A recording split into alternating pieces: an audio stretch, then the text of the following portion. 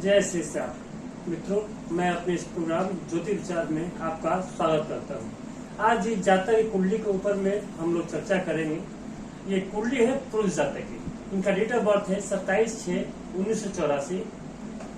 रात के 9:37 में जन्म हुआ है और जन्म स्थान है जमशेदपुर। कुंडली बन के तैयार है।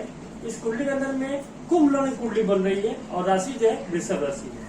कुंभ लग्न की जो कुंडली बन रही है जिसका मालिक है शनि और राशि जो है वृषभ हो रहा है जिसका मालिक है शुक्र। तो पहले हम ये जानते हैं कि कुंभ लग्न के जो जातक जो होते हैं वो कैसे होते हैं। कुंभ लग्न एक वायु तत्व पुरुष प्रधान राशि है। इनको पुरुष प्रधान राशि इनको कहा गया है। ये लोग हमेशा दूसरे मदद के लिए तैयार रहते हैं। अगर घर में कोई तकलीफ हो और कोई पड़ोसी को तकलीफ हो, उसी टाइम में कोई पड़ोसी को तकलीफ अगर आ जाए तो ये लोग अपना दुख भूल के उसके काम में लग जाते हैं। कभी कभी ज्यादा सोचने की वजह से ये लोग बीमार पड़ जाते हैं और सबको समान रूप से देखने की भावना इनके मन में रहती है, जो कि ऐसा होता नहीं है। जैसे कि एक आदमी का हाथ में 5 उंगली अगर है और कोई सोचे 5 उंगली समान हो तो जिंदगी में नहीं हो सकता। ये प्रकृति के विधान बना हुआ है। इस कारण से ये लोग जो सोचते हैं कि सबको समान रूप से देखें, समान रूप से सब रहे, वैसा होता नहीं, जिसके कारण ये लोग दुखी रहते हैं। ये लोग सामाजिक काम में कुछ ज्यादा इंटरेस्ट रखते हैं और इनका जो धन है इनसे ज्यादा इनके किसी परिजन के या फिर समाज के काम में ज्यादा आएगा। जैसे कि कोई पैसा इकट्ठा किए, इस पैसे से हम कोई अपना काम कर लेंगे तो वो पैसा वो अपना काम नहीं होकर किसी दूसरे काम में पैसा वो लग जाता है। इनके मित्र बहुत जल्दी होते हैं और मित्र भी बहुत अच्छे उम्दे के होते हैं। मतलब कि लो लेवल में रह के भी ये लोग हाई लेवल के फ्रेंड से ये लोग अपना मित्रता कर लेते हैं। टाइम पे इनको इनर फीलिंग बहुत ज्यादा होती है, जिसको हम बोलते हैं एकांत में लीन हो जाना। जैसे कि अपने आप से बातें करना। कोई भी काम अगर होता है तो उसके होने के पहले मन में इनका आभास होना शुरू हो जाता है और स्वभाव इनका गंभीर हो जाता है। इस चक्कर के अंदर भी ये लोग चापलूसी कम पसंद करते हैं और झूठ सच से लोग बिल्कुल दूर रहते हैं। जो लोग इनके मुंह देखा बात करते हैं उस लोगों से लोग ज्यादा जो की नफरत करते हैं। क्योंकि कुंभ लग्न है, इसलिए शिक्षा खूब अच्छा नहीं बोल सकते हैं। मैं लो लेवल शिक्षा होगा, मतलब 10 होगा, 12 होगा, ग्रेजुएशन इनका कंप्लीट नहीं होगा। उस अवस्था पे आते आते मतलब कि उम्र 18 वर्ष के आते आते इनका शिक्षा से माइंड डाइवर्ट होके किसी दूसरे प्रोफेशनल लाइन के अंदर में या फिर पैसे के पीछे लोग ज्यादा उसको दावा करते हैं।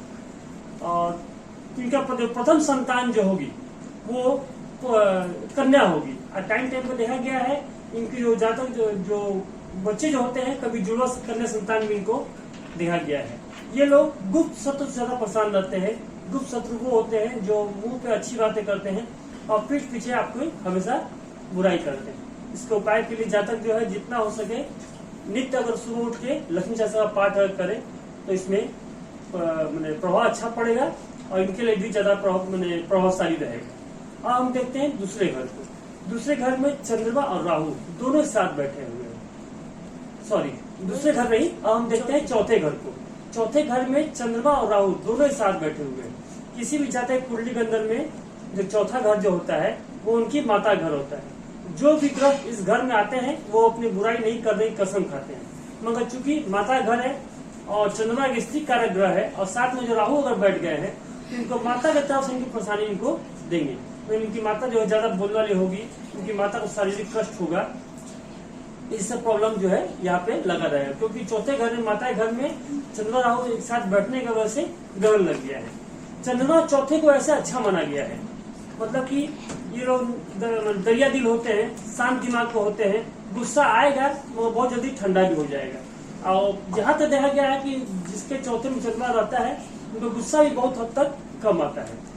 अगर हो सके तो जातक चौथे में जो चंद्रमा जो है इस जातक जो है पानी का दान करे, इनके लिए बढ़िया रहेगा। और चूंकि साथ में राहु बैठा हुआ है तो राहु यहाँ बैठ के माता पिता के सुख को छीनेगा, माता पिता से दूर कराएगा। फादर से रिलेशन डायरेक्ट इनका नहीं बनेगा। अगर कोई काम फादर को बोलना भी है तो लोग इनडायरेक्ट होके मम्मी के थ्रू मम्मी पापा को काम बोल देना, वैसा बिहेव करेंगे। माता पिता के सुख में इनको कमी देखा गया है। और राहु चूंकि चौथे में बैठा हुआ है तो घर में टेंशन का माहौल। आप घर में अगर 4 लोग हैं तो 4 लोग का अलग अलग दिमाग वैसा होता है। मैंने एक साथ रह के भी आपस में सहमत नहीं होना, सब अपने अपने तरीके से अलग तरीके से काम करना, यहाँ को राहु जो है प्रभाव न करेगा। जिस किसी कुंडली के अंदर में अगर राहु चौथे में बैठा हुआ है तो जातक जो है मछली और तोता अपने घर में नहीं रखे, राहु आपको अच्छा फल यहाँ पर देना शुरू कर देंगे। और राहु अगर ज्यादा यहाँ प्रॉब्लम क्रिएट कर रहा है अगर, तो 400 ग्राम सूखा धनिया सोमवार के दिन गंगा जी में प्रवाह करे, राहु अपना जो बुरा प्रभाव जो दे रहा है वो अपने अच्छे प्रभाव में अस्तर कर होना शुरू हो जाएगा। प्लस देखिए एक प्लस पॉइंट कुंडली के अंदर में राहु जो चौथे में बैठा हुआ है वो बकरी है। यही राहु बकरी नहीं होता तो ज्यादा प्रबलकारी ग्रह हो जाता है, चूंकि बकरी है तो थोड़ा सा इसमें माइनस पॉइंट है इसके अंदर में। अब हम देखते हैं पंचम घर में। पंचम घर में एक साथ 3 ग्रह बैठे हुए हैं। शुक्र है, सूर्य है और बुध है। शुक्र और बुध इस कुंडली के अंदर दोनों के अंदर में अस्त हो गए हैं। तो किसी भी कुंडली के अंदर में कोई भी ग्रह अगर अस्त हो जाता है, जब तक उसका हम पावर नहीं देंगे, जब तक उसका उपाय नहीं करेंगे, वो जागृत नहीं होगा और उस हिसाब से हमको उसका परिणाम जो है अच्छा मिलेगा नहीं। अब हम बात करते हैं सूर्य का। सूर्य चूंकि कुंडली में अस्त होकर बैठे हुए हैं, सूर्य आप अस्त नहीं है, सूर्य आप पंचम में अच्छा माना गया है। जिस किसी के भी सूर्य पंचम में अगर रहेगा तो जातक जो है सूर्य पंचम होने जातक उनके जो संतान होंगे वो तेज और बुद्धिमान होंगे। सूर्य पंचम बैठने की वजह से अगर कभी मौका मिले तो लाल मुंह वाले बंदर अगर दिखाई दे तो उनकी सेवा करे, उनको खाने में केला दे। यहाँ पे सूर्य पर अच्छा प्रभाव देना शुरू कर देगा, क्योंकि सूर्य पंचम बैठा हुआ है तो सूर्य गर्म और क्रूर ग्रह है, तो पंचम बैठ के थोड़ा प्रॉब्लम यहाँ पे क्रिएट करेगा। इसके प्रॉब्लम मेन क्या कर सकते हैं, वो लड़का संतान होने में इनको प्रॉब्लम क्रिएट करेंगे, क्योंकि सूर्य जो है किसी कुंडली के अंदर में पंचम घर जो है जातक का पेट होता है, और सूर्य आप बैठ के इनका पेट गर्म करना, गैस करना, एसिडिटी करना, कब्ज जिसकी शिकायत जो बोलते हैं वो यहाँ पर सूर्य प्रॉब्लम क्रिएट करेंगे। अगर ऐसा अगर हो रहा है तो जातक जो है सूर्य भगवान की पूजा करे, उसमें रोली चावल फूल देकर सूर्य की उपासना करे, सूर्य आपको अच्छा फल यहाँ पर देना शुरू कर देगा। अब हम देखते हैं बुध को। वैसे तो पंचम में बुध को अच्छा माना गया है, और सूर्य बुध एक साथ यहाँ बैठ के पंचम घर में बुधा के योग बना रहे हैं, तो जातक के संतान जो है वो सब तेज होंगे और बुद्धिमान होंगे। बुध का यहाँ पंचम बैठने से जातक संतान जो तेज और बुद्धिमान जैसा बताया आपको, इसके लिए बृहस्पतिवार के दिन अगर बुध या प्रॉब्लम क्रिएट कर रहा है तो बृहस्पतिवार के दिन तांबे गड़ी में चना दाल भर के गणेश जी के मूर्ति के सामने रख के सुख शांति की प्रार्थना करें, बुध यहाँ पर अच्छा फल यहाँ पर देना शुरू कर देगा। और बात करते हैं शुक्र को। शुक्र पंचम का अच्छा माना गया है, क्योंकि शुक्र एक स्त्री का ग्रह है, इसीलिए जैसा मैंने बताया आपको कि लड़के संतान से वंचित रहेंगे। शुक्र जो कि पंचम में बैठा हुआ है, इसलिए इनके कुंडली के अंदर में जो स्त्री का जो संख्या है, लड़की संतान का ज्यादा इसमें योग बनता है। और शुक्र यहाँ पंचम बैठ के लोग को जातक को सदाचारी और परोपकारी बनने की भावना हमेशा देता है, मन में किसी के प्रति छल कपट वैसा इनका भावना नहीं दे रहा है। अगर यहाँ पर शुक्र चूंकि अस्त है तो जहां तक हो सके दुर्गा जी का उपासना करें, दुर्गा जी की पूजा करें, शुक्र यहाँ पर अच्छा फल यहाँ पर देना शुरू कर देगा। हम देखते हैं नवम घर को। नवम घर में मंगल और शनि दोनों ग्रह एक साथ बैठे हुए हैं। शनि नवम बैठ के बकरी हो गया है, मगर शनि जहाँ बकरी है वो अपने मित्र घर में बैठा हुआ है। तुला राशि का शनि जो बैठा हुआ है, तो तुला जो है शनि के लिए मित्र ग्रह हो गया है। अब हम बात करें मंगल का। ऐसे मंगल को नवम घर में अच्छा माना गया है।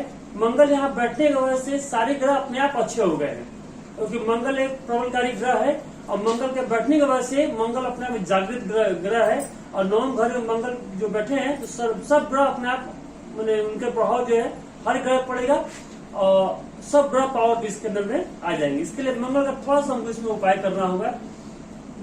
अगर कुंडली में नवम में मंगल अगर बैठा हुआ है तो जातक का जो भाग्योदय है वो 28 साल के बाद इनका भाग्योदय यहाँ पे होगा। और मंगल यहाँ बैठ के भाई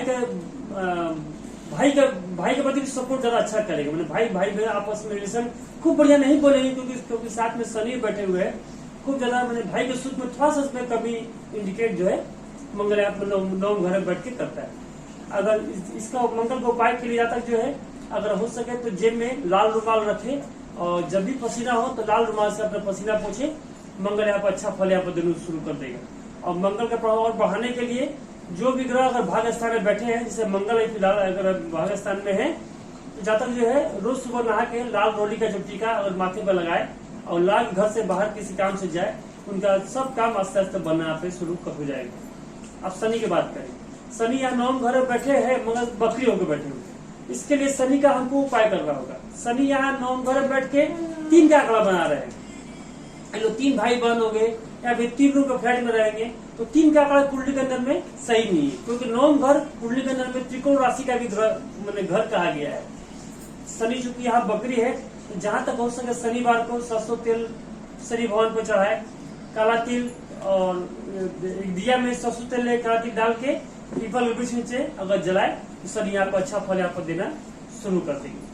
अब हम बात करेंगे दसम घर में। दसम घर में केतु बैठा हुआ है और केतु दसम घर में बैठ के बकरी है। दसम घर में केतु बैठा है माने कि जातक का जो काम है वो कभी स्थिर नहीं रहेगा, हमेशा इस जगह से उस जगह काम जो है चलने फिरने वाला होगा। जैसे कि कोई एजेंसी काम ले लीजिए, कोई प्रॉपर्टी काम ले लीजिए, तो केतु को जो दसम बैठा है जातक का जो पैर माना गया है, तो हमेशा पैर में चक्का रहेगा, माने स्थिर बैठ के कोई काम अगर हो वो इनसे नहीं होगा।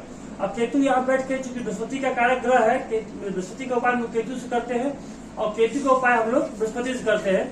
तो केतु चूंकि यहाँ बैठा हुआ है दसम में, तो इनको राजनीतिक फील्ड में भी इनको मैंने प्रोत्साहन करेगा, इनको सपोर्ट करेगा। क्योंकि केतु यहाँ बकरी है, थोड़ा सा केतु को उपाय करने से केतु यहाँ अच्छा फल यहाँ पर देना शुरू कर देंगे। अब हम बात कर रहे हैं एकादश घर की। एकादश घर में गुरु जो है बैठे हुए हैं और गुरु यहाँ पे बकरे को बैठे हुए हैं।